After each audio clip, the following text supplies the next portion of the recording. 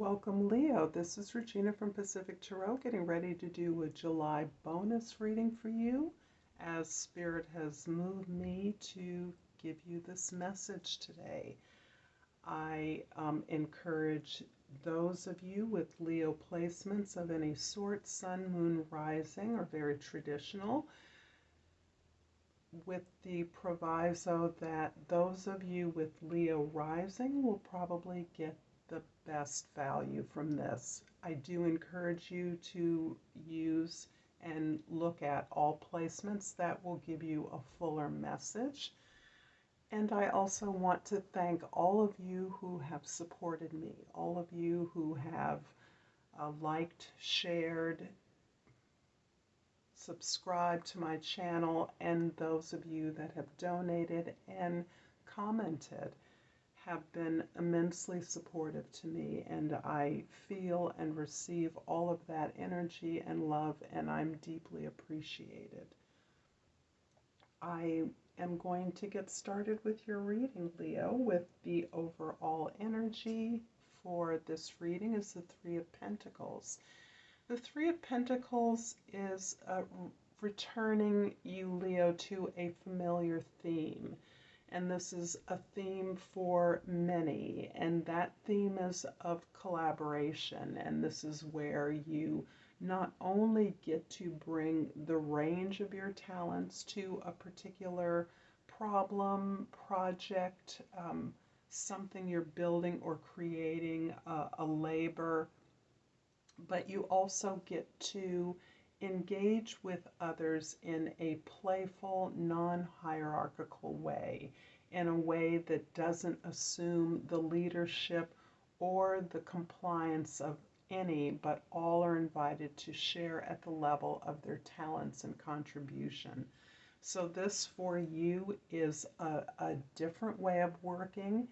Ironically, it is a way of bringing your leadership skills forward in that you are maturing into a leadership style that empowers all the members of your team, so that you are becoming as much a manager of the flow of others' contributions and a motivator and inspirer as you are a peer partaking in the development of a project, a service, a product, something that you can attend to at the highest level of excellent service and value.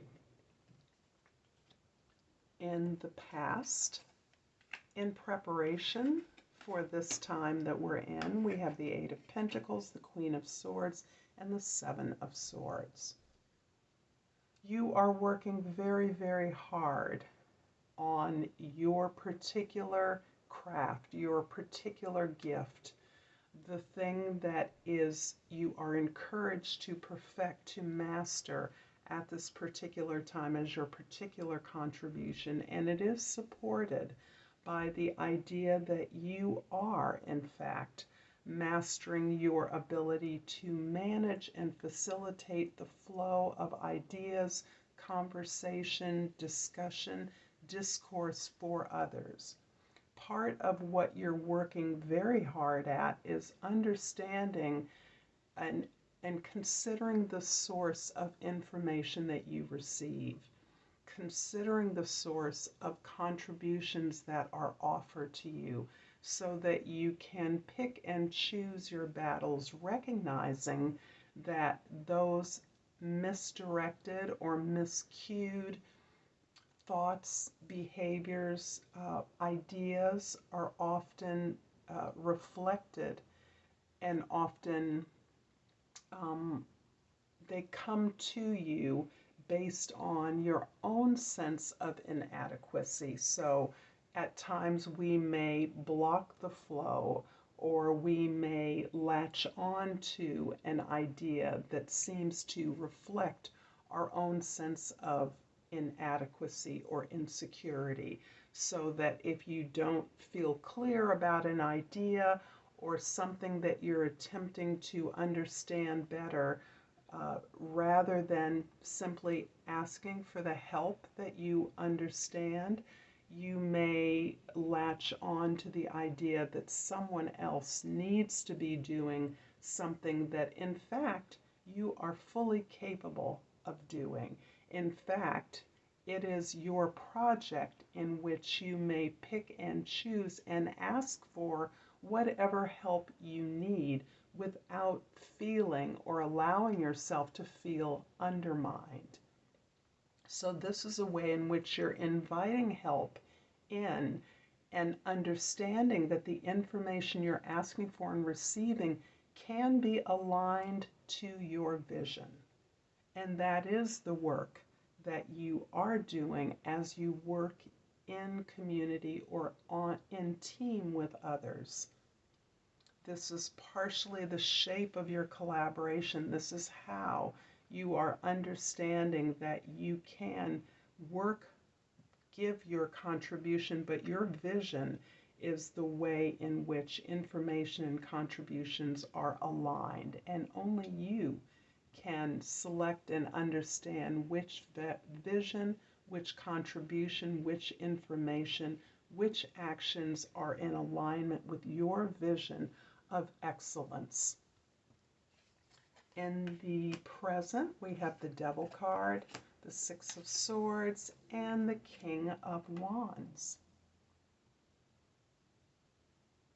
Yeah, you are really increasingly aware of this ongoing theme for you, Leo, that you have made choices based on the expectation of others.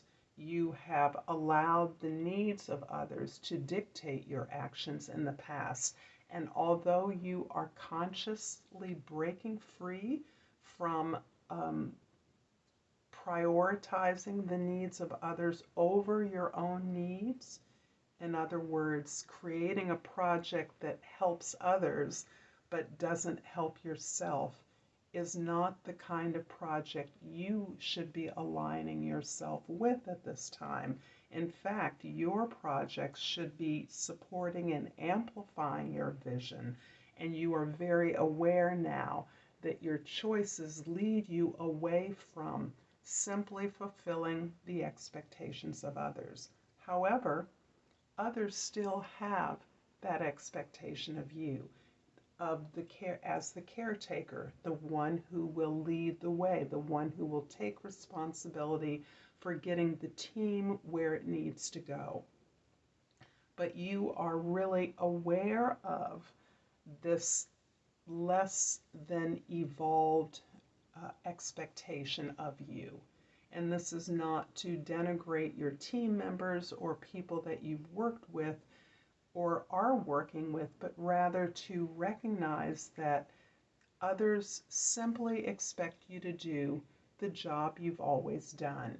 But you have really changed and altered the way in which you not only understand you get the best work from others, but it's also your vision of the way you want to work has changed. Your ability to tap into your natural gifts as a creative, as an inspirer, as a determined, passionate builder of a better world is really the energy of creative play that helps to lighten the load of all involved. And that's the journey you're on, getting others to enjoy and participate in your vision of creative development, of creative growth, of growing a project in a way that meets the needs of everyone. And that journey is partially accepting that you are who you are now and accepting who your teammates are now and how their expectation of you has been shaped by your behavior in the past.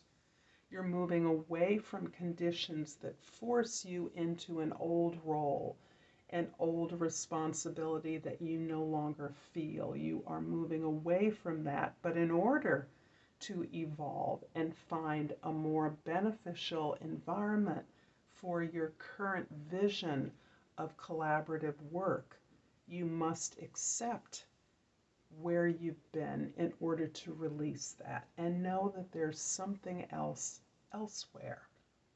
So this is a really powerful moment for you, actually, where I see you really standing in your power and really educating others and yourself about the possibilities, the ways in which collaboration, contribution, taking responsibility as part of a community has changed. In the future, the immediate future, we have the Eight of Cups, the Page of Cups, and the Ten of Cups.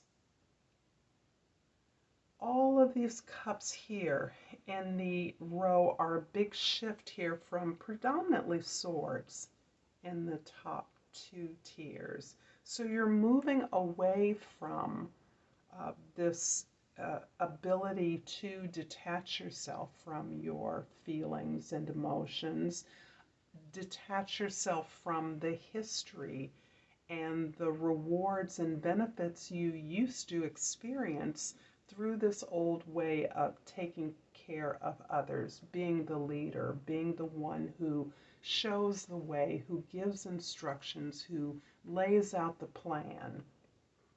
You're really moving into this heart openness as you shift your expectations to be as much about meeting your needs, opening up your creative flow, and really accepting and appreciating the maturation that you are experiencing at this time. You have outgrown an old way of doing things. You are leaving that behind. And this has become difficult for many of your collaborators who are still resonating to an old way. And that old way may have just been a year ago, up until a year ago, or maybe until a couple of months ago. Were you carrying on your responsibilities in this very conventional hierarchical way as a boss, as the one in charge?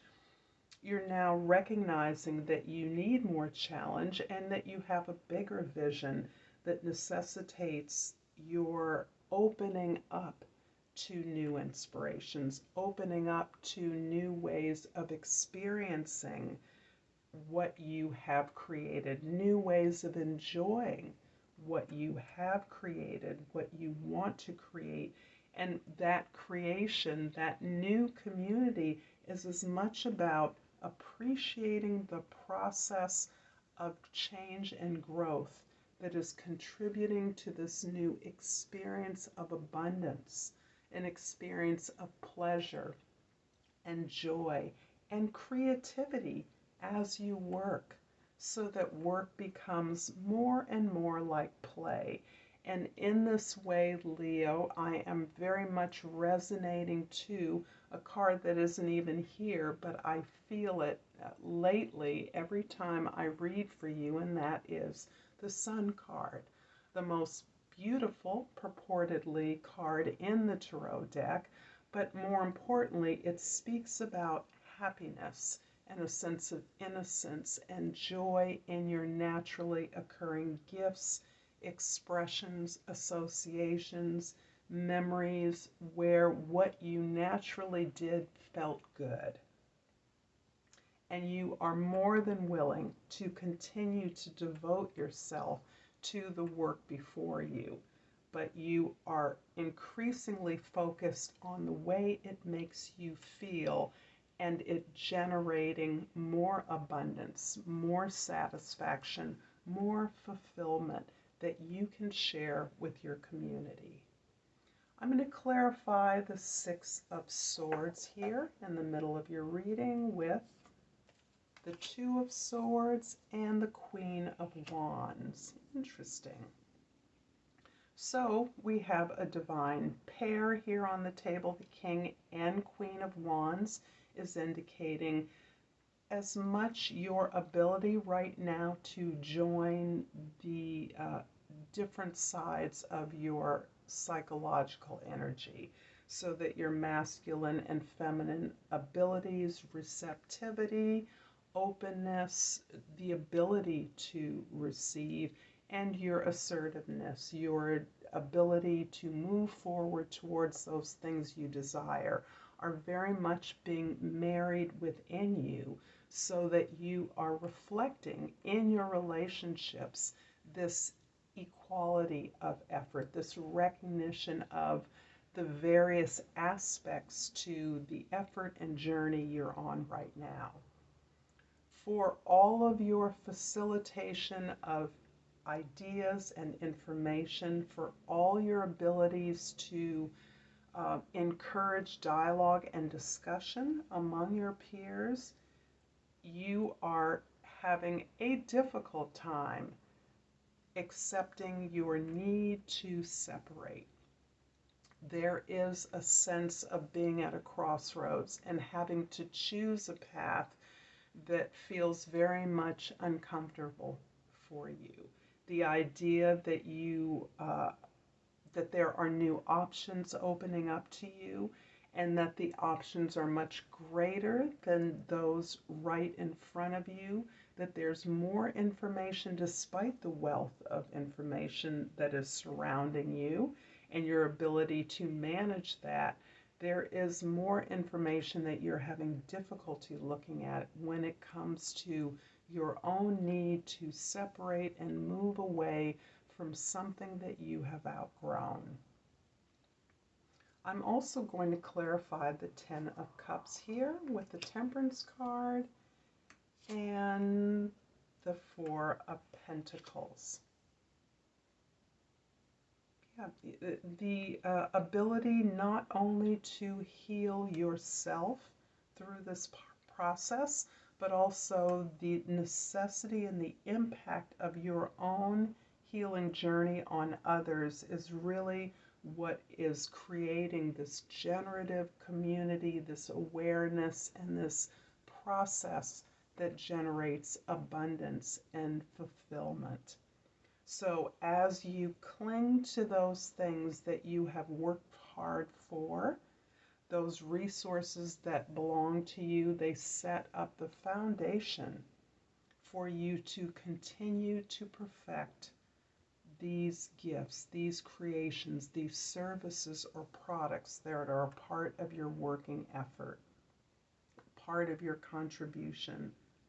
But your ability to isolate and understand those resources that create a grounded protection and security for you are part of how you are able to generously contribute your process of perfecting your craft, mastering your craft, and enjoying the process, which is what your peers, your teammates, your co-workers are observing as they observe you navigating this really monumental shift in your behavior and your experience of the world.